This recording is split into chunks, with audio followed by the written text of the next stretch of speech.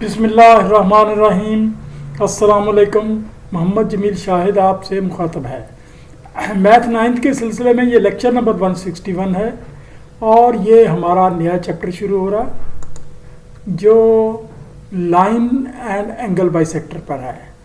ये chapter number 12 है, page number 1 है। मौजू हमारा थ्योरम 12.1 और 12.11 और 12.12 यानी दोबारा 12.1.1 थ्योरम और दूसरा थ्योरम है 12.1.2 थ्योरम। मश्क नंबर हमारी 12.1 है और सवाल हम 1 से 3 तक समझाने की कोशिश करेंगे। इसमें लाइन बाइसेक्टर या बाइसेक्टर का जिक्र आएगा तो पहले मैं बता दूं कि बाइसेक्टर होता क्या है। किसी भी लाइन या जाविया को, एंगल को निस्ब में तकसीम करने वाली लाइन को बाइसेक्टर कहते हैं। किसी भी लाइन या जाविया को निस्ब में तकसीम करने वाली लाइन को, पहले वाले नासफ को लाइन बाइसेक्टर कहते हैं। यानी अगर लाइन को आप बाइसेक्टर कर रहे हैं, दो हिस्सों में तकसीम कर रहे हैं तो लाइन बाइसेक्टर कहलाएगा। जबकि दूसरे वाले को एंगल बाइसेक्टर कहते हैं या एंगल बाइसेक्टर कहते हैं। सिर्फ अगर बाइसेक्टर आए तो वो एंगल बाइसेक्टर होता है। सिर्फ बाइसेक्टर का लफ्ज़ एंगल बाइसेक्टर। अगर कोई लाइन किसी लाइन पर परपेंडिकुलर भी हो और निस्ब भी करे, यानी उसको निस्ब भी करे तो उसे राइट बाइसेक्टर कहते हैं। ये 3 इस्तिलाहें हम इस्तेमाल करेंगे, इसको आप ज़हन में रखें। थ्योरम पहला है, इसका दावा हम है, यह स्टेटमेंट है, किसी राइट बाइसेक्टर पर कोई भी नुक्ता लाइन सेगमेंट के किनारों से बराबर फासला पर होगा। किसी भी लाइन बाइसेक्टर पर कोई भी नुक्ता लाइन सेगमेंट के किनारों से बराबर फासला पर होगा। अब ये देखें, ये फ़र्ज़ किया ये एक ड्राइंग है, ये मैं तो बाद में समझाता हूँ आपको। ये एक दीवार है और दीवार के बिल्कुल निसफ पर यहाँ एक शख्स खड़ा है। तो ये सवाल ये है कि दीवार के निसफ से एक लाइन खींचेगी तो ये जो है ना, दोनों किनारों पर हम मेजरमेंट लेंगे कि ये बराबरी फासले पर होगा। यानी जब ये लाइन जितनी भी करते जाएं यहाँ तक आ जाए तो ये यहाँ से यहाँ तक बराबर फासला पर होगा। जितनी भी लाइन बढ़ती है, ये राइट बाइसेक्टर हो यानी 90 डिग्री एंगल हो और ये सीधी लाइन हो। अच्छा, ये अब हमने एक ड्राइंग बनाई। ये ड्राइंग में ये एक राइट बाइसेक्टर है, ये यानी LM लाइन है, राइट बाइसेक्टर है। इसके ऊपर PC ये एक खत है, तो ये राइज भी तो राइट बाइसेक्टर का मतलब ये एंगल 90 डिग्री है और ये निसब भी है, यानी AB का निसब भी है। दूसरे में AC बराबर CB भी है। तो ये सवाल ये है कि P से ये बराबर होगा PB और PA, और बाद में अगर आपने QB लेना तो QB QA बराबर होगा, यानी जितने नुकात हों सबसे बराबर फासले पर होगा। जैसे जैसे दूर होता जाएगा तो वो फासला तो बराबर ही रहेगा दोनों का, लेकिन वो ये डिफरेंट होता जाएगा। ये लाइन LM, ये अब हम पढ़ते गिवन, ये लाइन LM इंटरसेक्ट से लाइन AB एट C, यानी LM लाइन इसको C पर कता करती है। ये हमारा ज़रूरी है, ये ड्राइंग साथ होनी चाहिए such that LM perpendicular on AB, LM यानी इस पर परपेंडिकुलर AB और AC is equal to AB। Perpendicular भी हो और AC भी हो तो ये राइट बाइसेक्टर हो गया। साबित ये करना है AP is equal to BP या फिर AQ और BQ बराबर है, यानी कोई नुक्ता हम 2 ले लेते हैं। तो कंस्ट्रक्शन ये करें कि P को B से मिला दें और P को A से मिला दें, और फिर Q को भी A से मिला दें, Q को भी B से मिला दें। अब हम ये 2 ट्रायंगलें PCA और PCB को कॉन्ग्रुएंट साबित करेंगे। तो AC बराबर BC, इसमें AC बराबर BC ये हमारा गिवन है। पहले से राइट बाइसेक्टर की शर्त है, राइट बाइसेक्टर होता ही तब है, ये अब ये 2 इसे। और PCB जाविया बराबर PCA जाविया, ये PCB जाविया इज इक्वल टू PCA जाविया, ये भी गिवन है। 90 डिग्री होगा तो राइट बाइसेक्टर कहलाएगा। PC बराबर PC, ये कॉमन है, दोनों ट्रायंगलों में कॉमन था। इसका मतलब ये जहाँ कर्सर फिर रहा है ये ट्रायंगल कॉन्ग्रुएंट हुई इस ट्रायंगल की। SAS यानी साइड एंगल साइड, तो फिर हो गया ए पी बराबर हो गया बी पी से, प्रूव्ड हो गया हमने। तो हम इसी तरह से अगर हम चाहें तो इस ट्रायंगल को भी कांग्रुएंट साबित कर सकते हैं। यहाँ कोई लंबा चौड़ा चक्कर चलाने की ज़रूरत नहीं है, ये ट्रायंगल भी कांग्रुएंट होगी, इसमें कोई ख़ास मुहिमा नहीं होगा। तो ये इसका मतलब है just like A C Q and B C Q can also be proved congruent. तो ए क्यू बराबर बी क्यू, ए क्यू भी बी क्यू बराबर होगा ये, और एनी लाइन या फिर अगर एनी लाइन और L M can be proved, ये कर सकते हैं। अब हम थ्योरम 2 करते हैं। इसका थ्योरम 2 इसके इन्वर्स है, उल्ट है। हकीकी बात ये है कि मुझे ये कोई बच्चों को पजल करने वाला ये कोर्स पसंद नहीं आया, ठीक है। ये तो ऐसे ही है जैसे ना अकरम अनवर का भाई है, तो अनवर फिर किसका भाई है, तो अकरम का ही हुआ ना, दो ही खड़े हैं तो दोनों के एक दूसरे का हुए।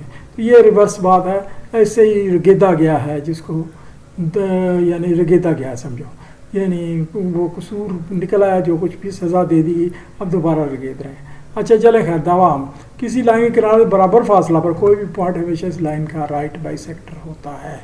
ये बात उल्टा है, यानी अगर बराबर फासलों पर हो, कोई पॉइंट हो बराबर फासलों पर हो, तो ये हमेशा इसका राइट बाइसेक्टर होता है।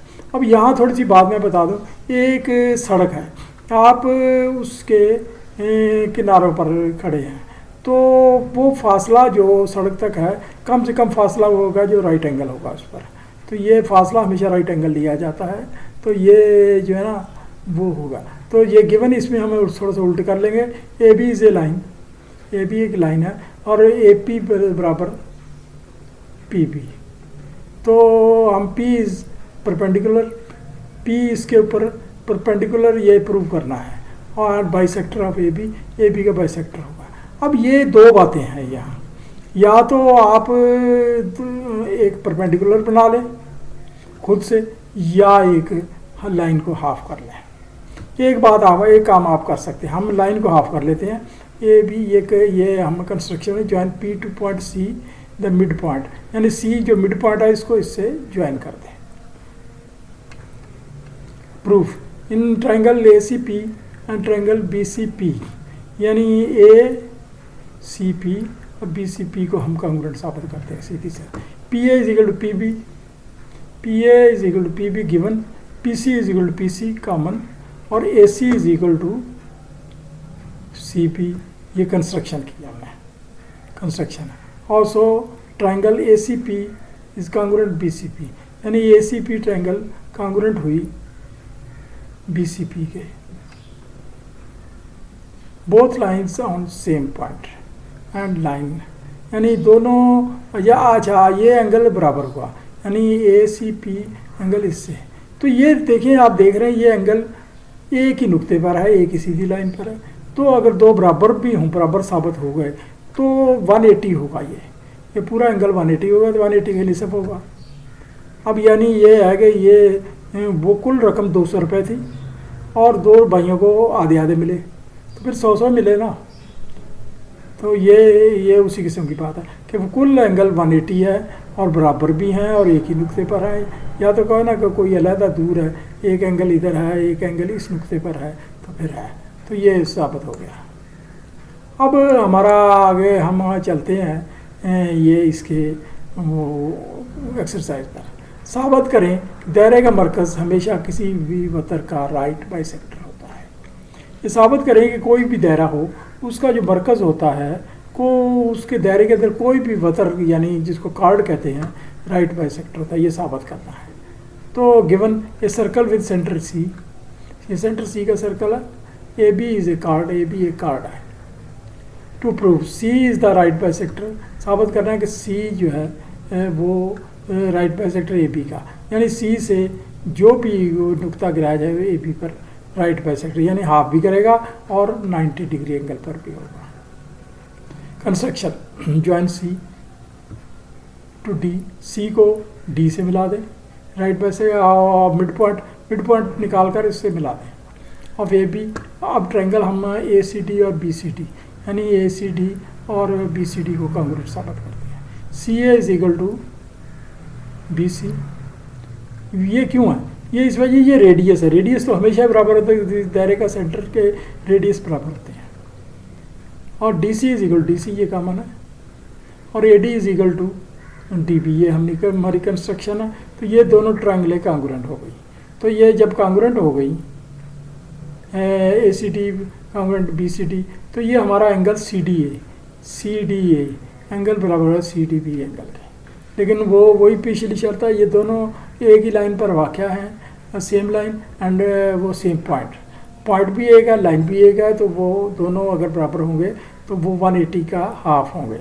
तो so they are 90 degrees and C D is right bisector. ये राइट बाइसेक्टर की ना परपेंडिकुलर बाइसेक्टर की सिंबल है, ऑन ए बी और any other chord such chord. यानी वो अगर एनी अदर सच कार्ड का मतलब ये है कि ये अगर यहाँ होता तो उसका भी ऐसे होता, ये अगर यहाँ होता तो उसके ऊपर भी ऐसे गिराया जाता, तो वो यही होता। तो ये अब हमने साबित कर दिया। हम अगला चलते हैं। सवाल 2, दूसरा सवाल है, 3 नासीद नॉन कोलिनियर पॉइंट में होने वाले नुकात के दायरे का मरकज कहाँ होगा। 3 पॉइंट हैं जो बिल्कुल सीध में नहीं है, यानी उनको मिलाएं तो स्ट्रेट लाइन नहीं बनती। तो उनका हमने एक ऐसा दायरा बनाना चाहते हैं जो तीनों में से गुजरे। तो ये गिवन ये है, there are 3 points A B C and they do not form a straight line. यानी ये नॉन कोलिनियर का मतलब स्ट्रेट लाइन नहीं बनाते। जाए on joining requirement, find a centre of circle whose circumference passes through all this. एक ऐसा requirement है हमारी, यानी टू प्रूव है, जो ये रिक्वायरमेंट है, एक ऐसा सर्कल बनाए जो तीनों पॉइंटों में से गुजरे, उसका सेंटर तलाश करें। फाइंड ए सेंटर, एक ऐसा सेंटर तलाश करें कि जब हम कंपास खोलें तो वो तीनों पॉइंट से गुजरे। Solution, join A B and B C, A B को मिला दें और बी सी को भी मिला दें।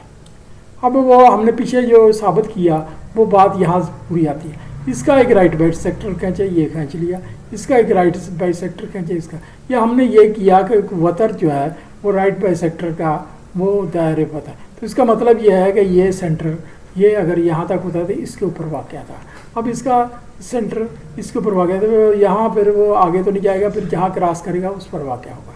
तो वो ड्राव राइट बाइट सेक्टर और ए बी का राइट बाइट सेक्टर खींचे, यानी ओ डी, और ए बी और बी सी का ये वही। तो दे विल मीट एट ओ पर मिलेंगे। It is the centre of the required circle.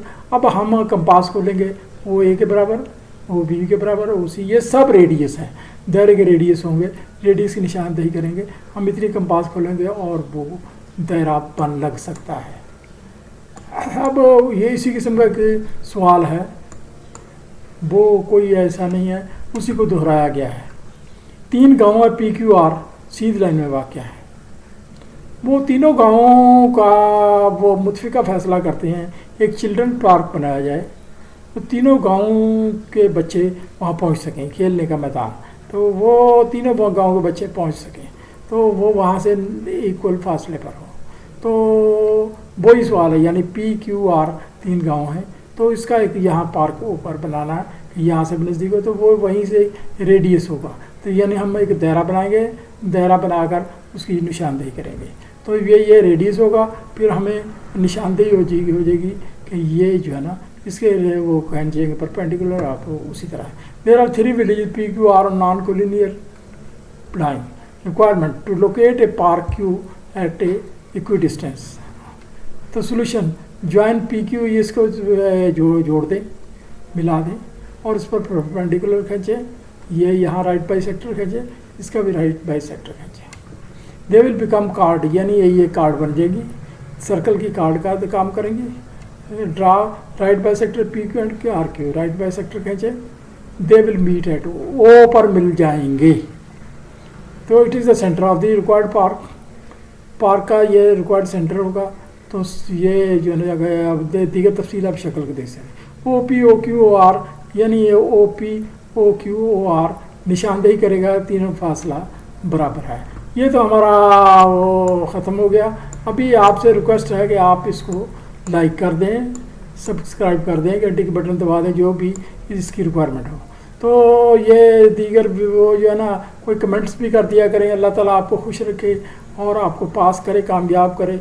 इम्तहानात बड़ी मुश्किल में आ गए, बच्चों को पढ़ाया नहीं गया, लेकिन हम अपना सचेतन कर रहे हैं। और वो मेरी आपसे रिक्वेस्ट है, दोबारा रिक्वेस्ट है कि इस तरीके से समझ आने के लिए ज़रूरी है कि आपके पास एक लैपटॉप हो, एक डेस्कटॉप हो, और वो आप ग्रुप स्टडी करें, 3 या 4 बच्चे बैठकर स्टडी करें ताकि आपको समझ आ जाए, क्योंकि ये छोटे छोटे जो अल्फाज है ना, ये मोबाइल पर नहीं नज़र आते हैं। Thank you very much.